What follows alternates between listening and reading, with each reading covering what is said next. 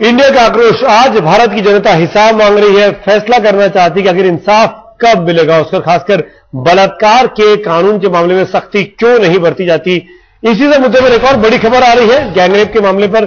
आज जो कुछ राजपथ पर प्रदर्शन हुआ उसके बाद अब दिल्ली पुलिस ने वहां पर बाकायदा अनाउंसमेंट कर इस भीड़ से अपील की है कि आप अपना एक डेलीगेशन बना लें, एक प्रतिनिधि मंडल बना लें और वो प्रतिनिधि मंडल चलकर गृह मंत्री शिंदे से बातचीत कर सकता है।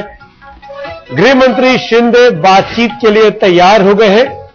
कहा जा रहा है इन तमाम प्रदर्शनकारियों से कि अब आप एक डेलीगेशन बनाएं, अपना एक प्रतिनिधि मंडल बनाएं और वो जाकर गृह मंत्री शिंदे से मुलाकात कर सकता है। अंजना, एक अच्छी खबर, सरकार कुछ झुकी है, बातचीत के लिए तैयार दिख रही है, पर क्या डेलीगेशन बनना आसान है, बन सकता है?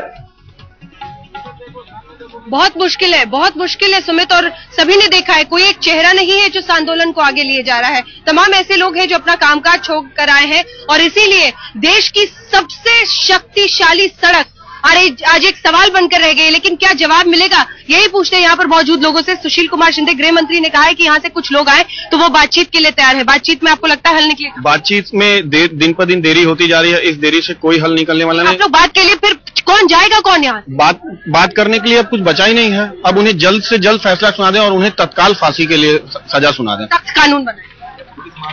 मुझे लगता है कि why are women blamed for whatever happens to them? Why can't they venture out into night? Why can't they wear whatever? मतलब सख्त कानून बने सुमित, और सरकार का बातचीत से बहुत कुछ हासिल होने की उम्मीद यहाँ पे लोग नहीं रखते। आप बताइए।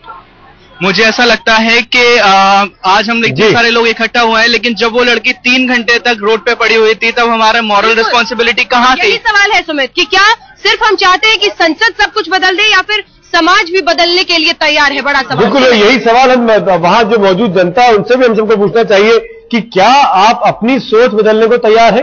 क्या आप अपना माइंडसेट बदलने को तैयार है? अगर आप सड़क पर जुल्म होता देखेंगे तो आप आवाज उठाने को तैयार है?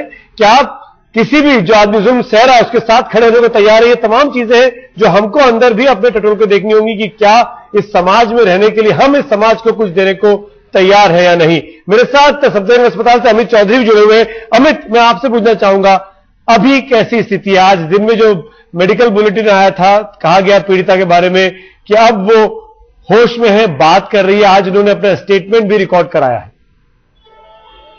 देखिए, जब हर तरफ से दुआओं का सैलाब उमड़ रहा हो तो जाहिर सी बात है उन दुआओं में असर भी दिखेगा। यही वजह है कि धीरे धीरे उसकी जो तबीयत है वो बेहतर हो रही है।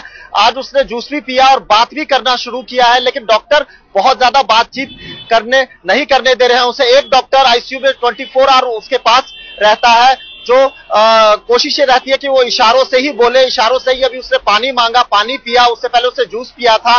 एसडीएम को उसने बयान दिया, कुछ वो उसने बोलकर कहा और बाकी उसने लिखकर उसने बयान दिया। फिलहाल उसका प्लेटलेट्स काउंट जो है वो 20,000 तक पहुंच गया था, प्लेटलेट्स चढ़ाया जा चुका है।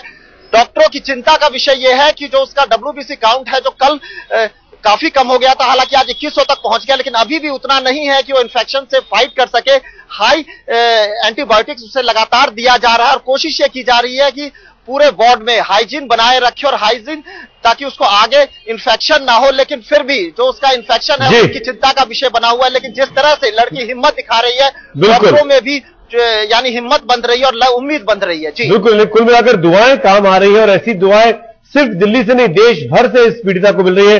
शम्स, मैं आपसे पूछना चाहूंगा, आज बयान दिया एसडीएम के सामने इस पीड़ित लड़की ने, कुछ जानकारी क्या है बयान में, किस तरह की बात की है उसने?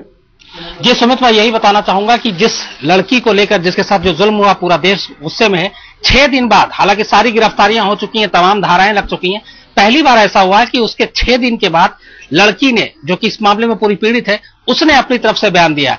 जो एसडीएम वसंत विहार है उन्होंने ये बयान दर्ज किया। लगभग 2 घंटे लगे, क्योंकि जाहिर सी बात है उसकी हालत ठीक नहीं है, वो बोल नहीं पा रही है, बहुत मुश्किल से बोलती है। कुछ उसने लिखकर, कुछ इशारों में और कुछ जो हल्का फुल्का बोल पाई। उस दौरान उसने कहा, सबसे बड़ी बात और सबसे अच्छी बात यह थी कि लड़की पूरी तरह से अलर्ट थी, होश में थी। उसने ये तक बताया कि उस रात की कहानी क्या थी। उसने ये भी बताया कि अच्छे तरीके से उसे याद है कि 10-10 रुपए उन्होंने बस के कंडक्टर को दिया था, और ये बात प्रेस कॉन्फ्रेंस में भी दिल्ली पुलिस के कमिश्नर ने कही थी कि 10-10 रुपए तो उन्होंने टिकट भी दिए थे। उसे वो 10 रुपए टिकट देने की बात याद है। उसे ये भी बात याद है कि 6 लोग थे, सफेद रंग की बस थी, चार्टर्ड बस थी, कहां से चढ़ी थी वो, उसने उस बस स्टॉप का भी नाम लिया।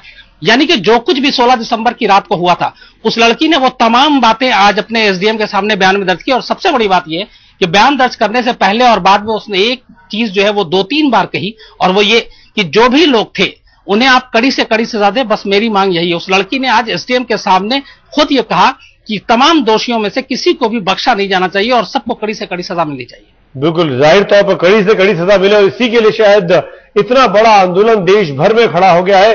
तमाम लोगों पर, युवा छात्र छात्राएं सड़कों पर हैं और एक ही बात कर रहे हैं कि हमको एक ऐसा कानून चाहिए जिससे बलात्कार करने वालों के हौसले पस्त हो और कोई हिम्मत ना कर सके इस तरह का दुस्साहस करने की।